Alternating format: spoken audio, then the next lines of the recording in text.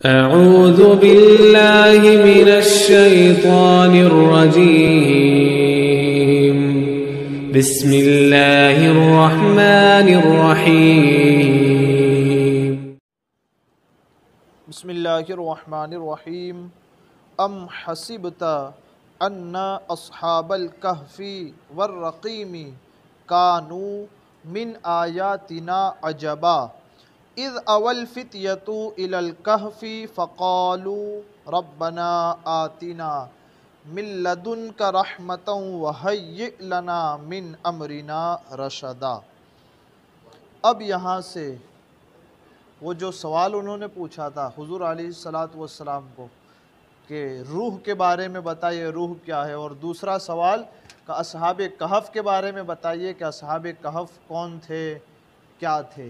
اب ان کا جواب یہاں سے شروع ہوتا ہے، پورا قصہ یہاں سے اور ان کا جو معاملہ تھا اس کو بیان کیا جائے گا۔ ام حسبت ان اصحاب الکہف والرقیم، کیا تمہیں معلوم ہوا کہ پہاڑی غار اور جنگل کے کنارے والے وہ ہماری نشانیوں میں سے ایک عجیب نشانی تھے۔ کانوا من آیاتنا عجبا، کیا تمہیں معلوم ہوا کہ پہاڑی غار اور جنگل کے کنارے والے وہ کون تھے؟ کہا وہ تو ہماری نشانیوں میں سے ایک عجیب نشانی تھے۔ ٹھیک ہے کہ نہیں؟ یہاں تو تم ابھی قصہ معراج، حضور علیہ السلام رات کی کچھ ساعتوں اور گھڑیوں میں آسمان اور آسمان کے اوپر عرش اور عرش کے بھی پرے جا کر کے آئے، اور اس کے بعد تم یہ کہتے ہو کہ اتنی چھوٹی سی مدت میں تو کوئی آ جا سکتا ہے۔ تو کیا تمہیں نہیں معلوم ہے کہ اس سے بھی ایسی کی مثال تو ہم پہلے بھی، ایسی نشانی تو ہم نے پہلے بھی دکھائی ہے، کئی ہزاروں گھڑیاں ہم نے اپنے بندوں کو سلائے رکھا تھا۔ تو ایک عجیب نشانی تو تم کو معلوم ہے، کیا تمہیں نہیں معلوم؟ یوں کہہ کر کہا جاتا ہے۔ وہ نوجوان کہا کیسے تھے؟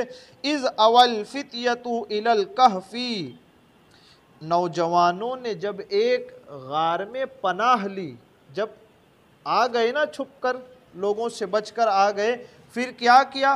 فقالوا، انہوں نے کہا ربنا آتنا من لدنک رحمتا وہیئ لنا من امرنا رشدا، اے ہمارے رب ہمیں اپنے پاس سے رحمت عطا فرما، اور ساتھ میں اور ہمارے لیے ہمارے معاملے میں ہدایت کے اسباب مہیا فرما۔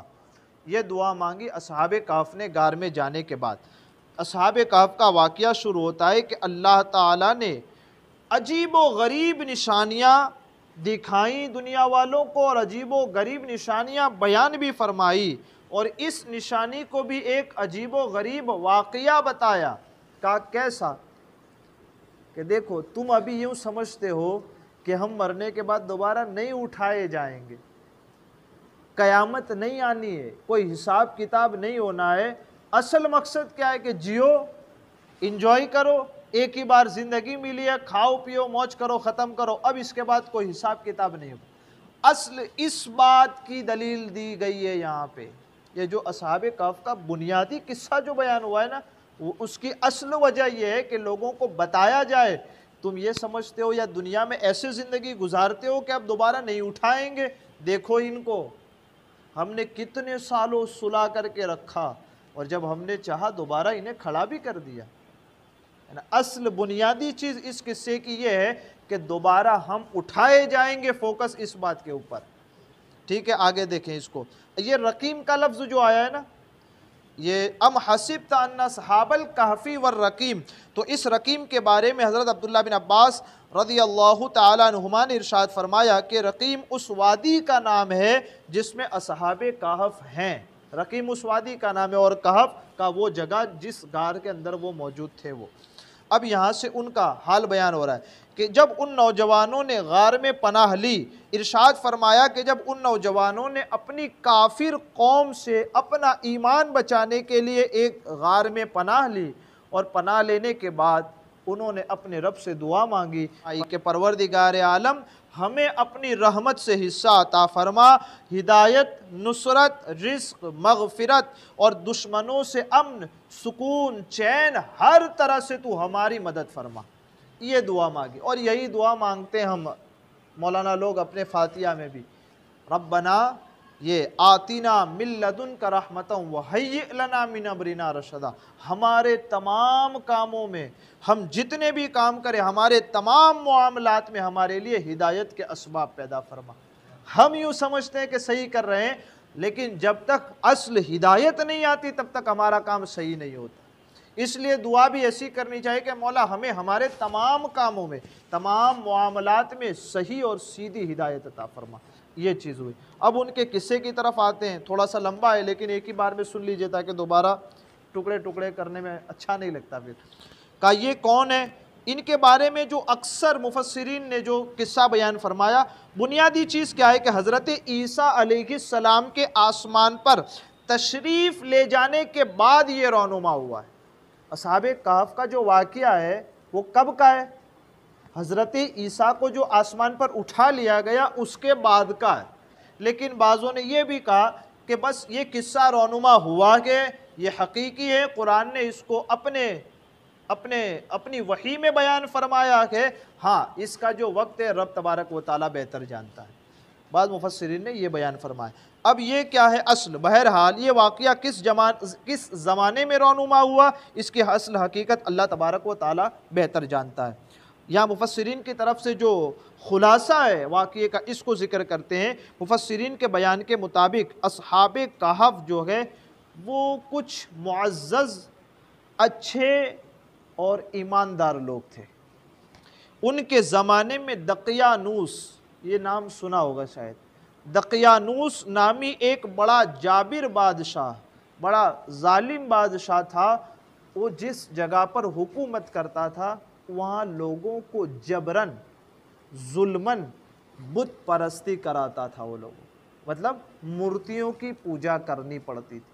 اگر کوئی مورتیوں کی پوجا نہیں کرتا تو اس کو پھانسی دے دی جاتی، سولی پر چڑھا دیا جاتا یا قتل کر دیا جاتا۔ یہ چیز تھی۔ دقیانوس بادشاہ کے جبر اور ظلم سے اپنا ایمان بچانے کے لیے اصحاب کہف بھاگے، جنگل کی طرف نکل گئے اور پہاڑ کے غار میں پہنچ کر اپنے آپ کو غار کے اندر بند کر لیا۔ یہ چیز وہاں سو گئے اور 300 برس سے زیادہ عرصہ تک اسی حال میں سوتے رہے۔ یہ ایک مدت جو قرآن کریم نے، ابھی آئے گی آیتیں اس کے اوپر۔ بادشاہ کو جستجو سے معلوم ہوا، بادشاہ نے تلاش کرایا کہ یہ لوگ ہیں، اس نام کے یہ لوگ سب کہاں ہیں؟ شہر میں موجود نہیں۔ جب بادشاہ نے ان کو تلاش کرایا تو وہ پتہ چلا کہ وہ ایک غار کے اندر موجود ہے۔ اس نے حکم دیا کہ ایک کام کرو، ان کو غار سے باہر مت نکالو، اس غار کے باہر ایک دیوار چن لو تاکہ وہ اسی میں مر جائے اور وہی ان کی قبر بن جائے، وہ غار ہی۔ ٹھیک ہے، یہ حکم دیا۔ لیکن حکومت کی طرف سے جن لوگوں کو دیوار بنانے کے لیے متعین کیا گیا تھا ان میں بھی ایک نیک شخص آدمی تھا۔ اب اس نے اصحاب کہف کے نام، جتنے لوگ اندر تھے نا، ان کے نام، ان کی تعداد اور پورا واقعہ شیشے کی تختی کے اوپر لکھ کر کے جو دیوار چنی گئی تھی اس کے اندر ڈال دیا اور ایک تختی بادشاہ کے خزانے کے اندر رکھوا دی اس آدمی نے، تاکہ پتہ چلے کہ ان میں کن کن لوگوں کو اس دیوار کے پیچھے جو لوگ ہیں وہ ان کا نام کیا ہے اور ان کا پتہ کیا ہے۔ اس لیے چنوا دیا، اس کی بنیاد کے اندر محفوظ کر دیا۔ اور یہ بھی بیان کیا گیا کہ اسی طرح ایک تختی شاہی خزانے میں محفوظ کرا دی گئی۔ کچھ عرصے بعد دقیانوس بادشاہ ہلاک ہوا، زمانے گزرتے گئے، سلطنتیں بدلتی گئی، یہاں تک کہ ایک نیک بادشاہ جس کا نام بیدروس تھا اور اس نے 68 سال حکومت کی، اس کے دور حکومت میں ملک میں فرقہ بندی پیدا ہو گئی۔ فرقہ بندی، لوگ الگ الگ طریقے کے عقیدے رکھنے لگے، فرقہ بندی پیدا ہوئی، اور بعض لوگ مرنے کے بعد دوبارہ اٹھنے اور قیامت کے آنے کے منکر ہو گئے۔ وہ کھلم کھلا کہنے لگے، جیسے آج کل بھی یہ لوگ کہتے ہیں بس مری جوانو چھے پچھی تو کوئی پوچھوانو نہ تھی۔ منکر ہو گئے کس کے؟ دوبارہ اٹھائے جانے کے، قیامت میں پہنچ کے حساب و کتاب دینے کے منکر ہو گئے۔ اس بادشاہ نے گریہ وزاری کی، اپنے رب سے دعا کی کہ مولا کوئی ایسی نشانی ظاہر فرما جس سے یہ مخلوق کو مردوں کے اٹھنے اور قیامت کے آنے کا یقین حاصل ہو جائے۔ اس نے دعا کی کہ مولا کوئی ایسی نشانی ظاہر ہو جائے کہ یہ قوم جتنی بھی ہے یہ یوں کہتے ہیں نہیں اٹھائے جائیں گے، تو کوئی ایسی نشانی دکھا دے کہ یہ لوگ مان جائیں کہ مرنے کے بعد دوبارہ اٹھنا ہے۔ اسی زمانے میں ایک شخص نے اپنی بکریوں کے لیے، جو بکریاں چراتا تھا، تو اسے یوں ہوا کہ میں بکریاں چھوڑ دیتا ہوں، کہیں آرام کر لیتا ہوں، تو اس نے آرام کرنے کے لیے جو وہ دیوار غار کے منہ پر چنی ہوئی تھی نا، اس کو توڑ دیا۔ وہ بکری چرانے والے نے، یہاں آئے گا، آرام کی جگہ حاصل کرنے کے لیے اسی غار کو تجویز کیا اور کچھ لوگوں کو اپنے ساتھ لے کر اس دیوار کو گرا دیا۔ دیوار گرنے کے بعد ایسی حالت ہوئی کہ سب لوگ بھاگ کر اپنے گاؤں کی طرف چلے گئے، کیونکہ اصحاب کہف اس وقت اٹھ گئے دیوار گرتے ہی۔ اصحاب کہف اللہ تعالیٰ کے حکم سے فرحاں اور شادہ، خوش و خرم، 300 سال پہلے جیسے سوئے تھے ویسے کے ویسے کھڑے ہوئے۔ جب ان کی حالت دیکھی تو وہ لوگ بھاگ گئے کہ عجیب، ہم تو غار میں پناہ لینے کے لیے جا رہے تھے، آلریڈی یہاں تو کوئی لوگ پناہ لیے ہوئے ہیں۔ تو یہ دیکھ کر وہ واپس بھاگے۔ چہرے شگفتہ، طبیعتیں خوش و خرم، زندگی کی تر و تازگی تمام کی تمام موجود، ایک دوسرے کو سلام کیا اور نماز کے لیے یہ تو کھڑے ہو گئے۔ جب دوبارہ جب ان کے اندر روح ڈالی گئی یا دوبارہ جب وہ اٹھے تو نماز سے فارغ ہوئے، تو ان میں ایک شخص ہے یملیخا، کہا کہ آپ جائیے اور بازار سے کچھ کھانے کا سامان لے آئیے اور کچھ خرید لائیے۔ وہ دقیانوس بادشاہ کا ہم لوگوں کے بارے میں کیا ارادہ ہے اس کو بھی جان آئیے گا۔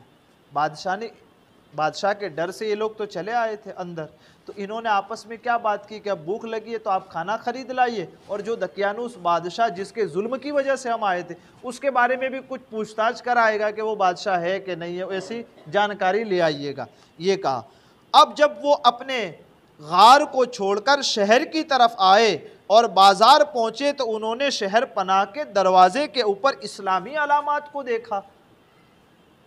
ڈر کون سا تھا؟ بت پرستی کا۔ تو بت پرستی چھوڑ کر کہاں گئے تھے؟ غار میں۔ اب جب واپس پلٹ رہے ہیں تو شہر کے اوپر ہی اسلامی روایات موجود ہیں، کلمہ طیبہ لکھا ہو، تو وہ تو دیکھ کر حیران ہو گئے کہ جب گئے تھے تو لوگ بت پرست تھے، جب آ رہے ہیں شہر کے اندر دوبارہ تو ایسا ہے کہ یہاں تو اسلامی حکومت چل رہی ہے۔ تو تعجب بھی ہوا انہیں، اور جیسے جیسے اندر آتے گئے نئے نئے لوگ ہیں، نئے نئے چہرے ہیں، سب اجنبی لگ رہے ہیں، ایک دوسرے کو پہچانتے بھی نہیں۔ تعجب ہوتا ہے کہ معاملہ کیا ہے آخر کار۔ کل تک تو کوئی شخص اپنا ایمان ظاہر نہیں کر سکتا تھا، جبکہ آج اسلامی علامات پائی جا رہی ہیں، لوگ ایک دوسرے سے سلام کلام کر رہے ہیں اور اسلامی حکومت قائم ہو چکی۔ یہ کیسے؟ تو انہیں تعجب ہوا۔ پھر کچھ دیر بعد آپ نان بھائی جو روٹی بناتا ہے نا، اس کی دکان پر گئے اور کھانا خریدنے کے لیے انہوں نے ان کے زمانے کا دقیانوسی سکہ نکال کر کے دیا۔ ان کے پاس جو سکے تھے ہے نا، ابھی تو کون سا بیدروس بادشاہ تھا، اس کے سکے چلتے تھے، انہوں نے کھانا خریدنے کے لیے کون سے سکے نکالے؟ اپنے زمانے کے بادشاہ کے، دقیانوس بادشاہ کے سکے نکالے۔ اب جب سکے نکالے نا پرانے، تو وہ نان بھائی کی دکان پہ ہر کوئی موجود رہتا ہے، کھانے والے کی دکان پہ۔ تو نان بھائی کو کہا ایسا لگتا ہے یہ لوگوں کے ہاتھ میں پرانا خزانہ آ گیا ہے۔ جب پرانا سکہ نکالا تو انہوں نے باتیں کیا کی کہ ایسا لگتا ہے کہ ان لوگوں کے ہاتھ میں پرانا خزانہ آ گیا ہے، ایک کام کریے اس سے پکڑیے اور بادشاہ کے وزیر تک پہنچا دیجیے۔ سکے پرانے دیکھے تھے نا، اس لیے کہ بازار والوں نے خیال کیا کہ کوئی پرانا خزانہ ان کے ہاتھ آیا ہے، چنانچہ انہیں پکڑ لیا اور حاکم کے پاس لے گئے۔ وہ تو نیک شخص تھا، اس نے بھی دریافت کیا کہ خزانہ کہاں ہے؟ انہوں نے کہا خزانہ کہیں نہیں موجود ہے، بھئی ہم بھوکے ہیں اور کھانا خریدنے کے لیے آئے ہیں، یہ روپیہ ہمارا اپنا ہے جس کو لے کر ہم غار میں گئے تھے۔ حاکم نے کہا یہ بات کسی طرح قابل قبول نہیں، کیونکہ اس میں جو سال لکھا ہوا کہ وہ تو 300 برس پہلے کا ہے، اور آپ جو سکہ ہمیں دکھا رہے ہیں وہ 300 برس پہلے چلتا تھا، اب تو نہیں چلتا آگے۔ کہا کیونکہ اس میں جو سال لکھا ہوا کہ وہ 300 برس سے زیادہ کا ہے، اور آپ نوجوان ہیں، ہم بوڑھے ہو گئے، ہم نے تو کبھی یہ سکہ چلتے ہوئے اپنی زندگی میں نہیں دیکھا۔ آپ نے فرمایا میں جو دریافت کروں وہ ٹھیک ٹھیک بتاؤ، ادھر ادھر کی باتیں مت کرو۔ یہ بتاؤ کہ دقیانوس بادشاہ کس حال اور کس خیال میں ہے؟ اب حاکم نے یہاں اس راز کو کھولا کہ آج روئے زمین پر دقیانوس نام کا کوئی بادشاہ ہی نہیں ہے۔ کہا کہ سینکڑوں برس پہلے ایک بے ایمان بادشاہ اس نام کا گزرا ہے۔ آپ نے فرمایا کل ہی تو ہم اس سے ڈر کر کے غار میں گئے تھے، آج تو میں آیا ہوں بازار میں سامان خریدنے کے لیے، آپ کہہ رہے ہیں سینکڑوں برس پہلے گیا تھا۔ معاملہ یہ کہتے خود ہی سمجھ میں نہیں آتا اب کیا مسئلہ ہے۔ کہا گیا، فرمایا کل ہی تو ہم اس کے خوف سے جان بچا کر بھاگے تھے اور میرے ساتھی قریب کی غار میں پناہ لیے ہوئے ہیں، وہ اندر آرام کر رکھے ہیں، چلو میں تمہیں ان سے ملا دیتا ہوں۔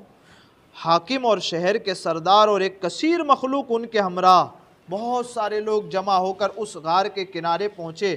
اصحاب کہف یملی خاں کے انتظار میں تھے، وہ دوسرے 5-6 تھے، وہ ان کا انتظار کر رہے تھے کہ کب کھانا لے کر کے آئیں اور ہم کھائیں۔ جب انہوں نے اس ایک آدمی کے ساتھ بہت سارے لوگوں کو دیکھا تو سمجھا کہ دقیانوس کی فوج آ رہی ہے اور ہم پکڑ لیے گئے ہیں۔ فوراً ہی وہ سجدے میں گرے اور اللہ تبارک و تعالیٰ کی حمد میں مشغول ہو گئے۔ اتنے میں شہر کے لوگ پہنچ گئے اور یملی خان نے بقیہ تمام حضرات کو پورا کا پورا قصہ سنایا۔ اندر آ کر ان حضرات نے سمجھ لیا کہ ہم اللہ تعالیٰ کے حکم سے اتنا طویل عرصہ سوتے رہے اور اب اس لیے اٹھائے گئے ہیں کہ لوگوں کے لیے موت کے بعد زندہ کیے جانے کی دلیل اور نشانی بن جائیں۔ جب حاکم شہر غار کے کنارے پہنچا، اب بادشاہ جس نے دعا کی تھی نا کوئی نشانی ظاہر ہو، اب جب وہ بادشاہ غار کے کنارے پہنچا تو اس نے تانبے کا صندوق دیکھا، اس کو کھلوایا تو وہ جو تختی جو اس نیک شخص نے چنوائی تھی نا دیوار کے اندر، اب وہ تختی نکلی اور ان پر ان سب کا نام لکھا ہوا تھا اور یہ لکھا ہوا تھا کہ یہ وہ جماعت ہے جو اپنے دین کی حفاظت کے لیے دقیانوس کے ڈر سے اس غار میں آ کر کے چھپ گئی تھی۔ دقیانوس نے خبر پا کر ایک دیوار سے انہیں غار میں بند کر دینے کا حکم دیا۔ ہم یہ حال اس لیے لکھتے ہیں تاکہ جب کبھی یہ غار کھلے تو وہ لوگ کھولنے والے ان کے حال کو جان سکیں اور ان کے نام کو جان سکیں۔ یہ تختی پڑھ کر سب کو تعجب ہوا اور لوگ اللہ تبارک و تعالیٰ کی حمد و ثنا بجا لائے کہ اس نے ایسی نشانی ظاہر فرما دی جس سے موت کے بعد اٹھنے کا یقین ہم کو حاصل ہو گیا۔ حاکم شہر نے اپنے بادشاہ بیدروس کو، ابھی تو یہ حاکم شہر تھا، اب اس نے اصل بادشاہ کون سا جو بیدروس جس نے دعا مانگی تھی اس کو اطلاع دی۔ اب بادشاہ بھی بقیہ تمام اپنے وزیروں اور سرداروں کو لے کر حاضر ہوا، شکر الہی کا سجدہ کیا کہ اللہ تعالیٰ نے اس کی دعا قبول کی، اور اصحاب کہف نے بادشاہ سے معانقہ کیا، مصافحہ کیا اور ڈھیر ساری دعائیں دی، آپس میں السلام علیکم ورحمۃ اللہ ہوا اور کہا کہ اللہ تعالیٰ تیرے ملک کی حفاظت فرمائے، جناتوں اور انسانوں کے شر سے تیرے ملک کو محفوظ فرمائے۔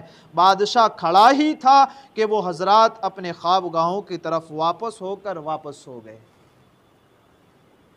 اٹھے تھے نشانی اور دلیل بن کر، نشانی بھی دکھا دی، دلیل بھی دے دی، واپس بادشاہ سے ملاقات ہو جانے کے بعد واپس اپنی غار کی طرف گئے اور جا کر واپس ہو گئے۔ اب بادشاہ نے کیا کیا؟ آخری بات بادشاہ نے کیا کیا؟ اللہ تبارک و تعالیٰ نے انہیں اس کے بعد وفات دے دی۔ بادشاہ نے سال کے صندوق میں ان کے اجساد کو محفوظ کیا اور اللہ تعالیٰ نے رعب سے ان کی حفاظت فرمائی کہ کسی کی مجال نہیں کہ اب وہ وہاں کوئی پہنچ سکے، کسی کی مجال نہیں۔ ہاں، بادشاہ نے غار کے منہ پر ایک مسجد تعمیر کرا دی، ایک مسجد بنوا دی اور حکم دیا ایک دن متعین کر دیا جائے کوئی جس دن سب لوگ یہاں جمع ہو اور وہ دن خوشی کا دن ہو کہ اللہ تعالیٰ نے میری دعا قبول کی اور پوری جو میری سلطنت ہے اس میں مرنے کے بعد دوبارہ اٹھائے جانے کی نشانی کو ظاہر فرمائے۔ ٹھیک ہے، تو ایک بات جس سے جو سیدھی سمجھ میں آتی ہے، اصحاب کہف کون ہے؟ نبی نہیں ہے، نبی نہیں ہے، اولیاء ہے، اللہ کے مقدس بندے ہیں۔ تبھی تو یہ ہوا کہ 300 سال تک اللہ تبارک و تعالیٰ نے ان کے جسموں کو سڑنے اور گلنے سے محفوظ رکھا۔ قبر کا حالت کیا ہے؟ 3 دن 72 گھنٹے کے بعد آدمی کا جسم پھٹ جاتا ہے۔ یہ تو 300 سال تک سوتے رہے، کچھ بھی نہیں ہوا۔ اسی سے پتہ چلتا ہے کہ اولیاء کے جسموں کو قبر کی مٹی نہیں کھا سکتی۔ اولیاء جیسے قبروں میں جاتے ہیں ویسے ہی رہتے ہیں۔ قرآن کہتا ہے، یہ ہماری بات نہیں، جو کرامت ہے نا، اولیاء جو کرامت دکھاتے ہیں، کہا وہ کرامت ہم نے نہیں گھڑی کہ اولیاء کرامت، قرآن دکھاتا ہے کہ یہ ان کی کرامت ہے۔ یہ ایک چیز ہوئی۔ دوسری چیز کیا ہوئی؟ عرس منانا۔ ایک دن متعین ہوتا ہے، سب لوگ پہنچتے ہیں ان کے مزار پر، سندل وغیرہ کرتے ہیں، ایک دوسرے کو خوشی میں مبارکباد دیتے ہیں، فاتحہ خوانی ہوتی ہے اور آپس دور چلے جاتے۔ بادشاہ نے کیا کیا؟ مسجد بنا کر کے لوگوں میں اعلان کیا، اے لوگوں ایک دن متعین ہے ان کی، جو میری دعا قبول ہوئی، اس نشانی ظاہر ہوئی، اب لوگ یہاں جمع ہوں اور ایک دن متعین ہو کر کے دعائیں مانگی جائیں اور یہاں جشن کا ماحول بنایا جائے۔ تو یہ عرس منانا مطلب ہماری شریعت کے آنے سے پہلے سے تھا، سمجھ رہے؟ اسی لیے میں نے پہلی بات کی طرف وضاحت کی کہ اس قصے کو گزرے ہوئے قریباً 2000 سال سے زیادہ عرصہ ہو رہا ہے۔ ایسا نہیں کہ عرس منانا ہم نے گھڑ لیا ہے، ہم نے رواج بنا لیا، ایسا نہیں، یہ پہلے سے چلا آ رہا ہے اور قرآن نے اس کو کوٹ کیا۔ قرآن کے نازل ہونے سے پہلے یہ تو سلسلہ چل رہا تھا، ٹھیک ہے؟ تو یہ سب جو موٹی موٹی بات ہے، ابھی تو بہت ساری باتیں نکل سکتی ہیں۔ اور یہاں خاص یہ بھی ہے کہ اگر آپ کو آپ کے دینی معاملات میں کوئی ملک رکاوٹ ڈال رہا ہو، کیا دینی معاملات، نماز پڑھنی ہے، حج کرنا ہے، زکوٰۃ دینی ہے، روزہ رکھنا ہے، جتنی دینی معاملات، اس میں اگر کوئی رکاوٹ ڈال رہا ہو تو آپ وہ زمین چھوڑ کر دوسری جگہ کہیں اور جا سکتے۔ اس کا یہ مطلب نہیں ہوتا کہ نماز پڑھنے سے گورنمنٹ روک دے تو کہا بند کر دو، نمازی نے اب بے نمازی بن جاؤ۔ ہمارے ملک نے تو نماز پڑھنے سے روک دیا، کہا ہم بے نمازی ہو گئے۔ یہ نہیں چلے گا۔ اصحاب کہف کیا کہہ کے نکلے؟ اپنا ایمان بچانے کے لیے، خالی اتنا نہیں کہ لوگ ان کو مسلمان کہیں، اس لیے تھوڑی گئے تھے۔ وہ تو یوں کہہ دیتے بھائی ٹھیک ہے چلو میں مان لیتا ہوں، بتوں کی پوجا کرنے لگوں گا، دوسرے دن کہتے ہم نے تو ایسے ہی کی تھی بادشاہ کو دکھانے کے لیے، ہم تو مومن ہیں۔ یہ نہیں کہا، انہوں نے پورا علاقہ چھوڑ دیا اور چلے گئے، کہا جو ایمان لائیں اس ایمان پر مضبوطی سے قائم رہیں گے۔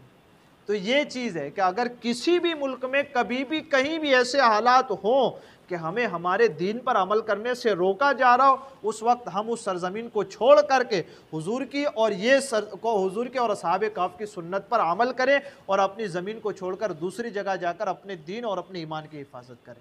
یہی اصل طریقہ ہے۔ اللہ اس قصے کو آپ ذہن میں رکھیے گا، انشاءاللہ برابر یہ سلسلہ چلتا رہے گا روزانہ۔ اللہ تعالیٰ مجھے آپ کو کہنے سننے سے زیادہ علم اور عمل کی توفیق عطا فرمائے، ہمارے کہنے آپ کے سننے میں عمداً سہون کوئی خطا ہوئی، اللہ عز و جل اپنے حبیب کے صدقے اسے معاف فرمائے۔